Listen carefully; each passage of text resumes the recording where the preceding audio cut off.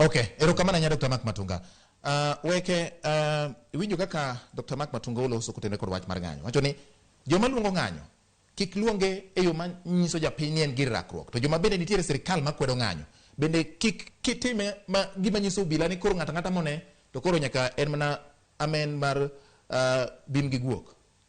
Ing'eyo Mark Matunga daktari ma jadalawa CSA. To Mark Matunga ni be ng'ama ong'e wach piny mzima. Ineno kidhi Washington DC. Manitie the White House. Werigi State House marwani ma uchando wagodo ni. White House mar US of A. United States of America. Ji ng'anyo daily Mark Matunga ong'eyo.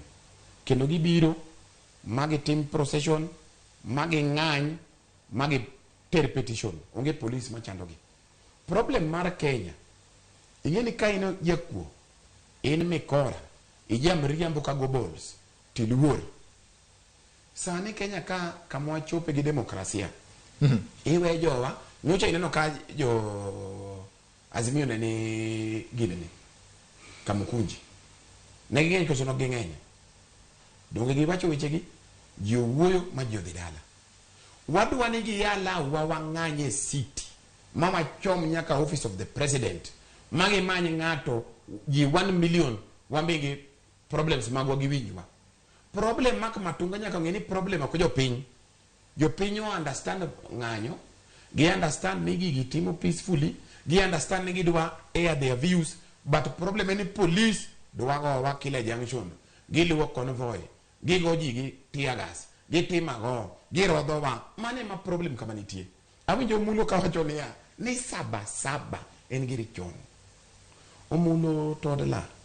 Wan sani wan kodi kani kech wach saba go. Nyaka Kenya uyuri independence. Iwijuwa Jamhuri Day. Nochako chon. Wa celebrate nyaka sani.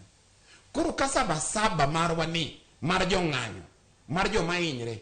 Jo mowuod ni aslas. Roundi. Wadhi konyo u. Omagi. Gidhi wacho wechegi. Jo pikipiki. Wakonyo u. Kipindi. Onge gimoro. Wadwa wacho sanyo. Ni koro sani ni saba mago weche chon. Koro wan sani omulo todla. Oda. Saba en junior. Omulo junior. Saba ni en mar jominyo. Okay. Jomisando. Jomiteso. Jomidio gi serikal. Koro wan be gima wadwaro ni wadwa bedo gi peaceful procession. Gi allow wa mondo bedo peaceful. Ng'e gima timre gi jopiny gi. Isediyogi, isewuondogi, isemayogi, taxes be ichodhogi, gima giyudo mathin be onge, tich mani wacho, kipindi, sani giwacho ni housing, ok ni ng'ato yudo ot. Giloso tich mar jomoko, ok en housing. Wan waseyie ni osewuondwa. Goebbels gi, ministers ma propaganda gi, mariambo to gi understand, giwacho ni gimbe, giriambo magiwe ni en adier. Wadwa mna kama wa air views magwa. By the way, chieng' mineno demonstration Kenya ka, ng'anyo, maonge police magoyo ji. Police dwa ni luwo jogi to ging'iyo ni ok ma japiny. Onge kabedhi neno violence Kenya waka. Okay. Problem agintie godo ging'e ni jo ng'anyo ng'eny molo joko mulo ginegi. Okay. Ino mulo Julian.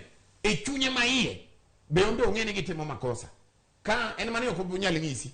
Ka wa kode ka wadhi kodo kama nuse ni omena to serikal ni adirito inyo jopiny. En mane ok anyal wacho. Embe o hinyre kama ntieno. Ang'eyo bati. No mulo ni kabro duoko mano. Ok anyal wacho. En mana ni en osiepna. Ang'e o hinyre. En ka omulo sukari. Gima weke wacho ni. Ing'eyo George Bati. Mokwongo agone Dr. Mark Matunga.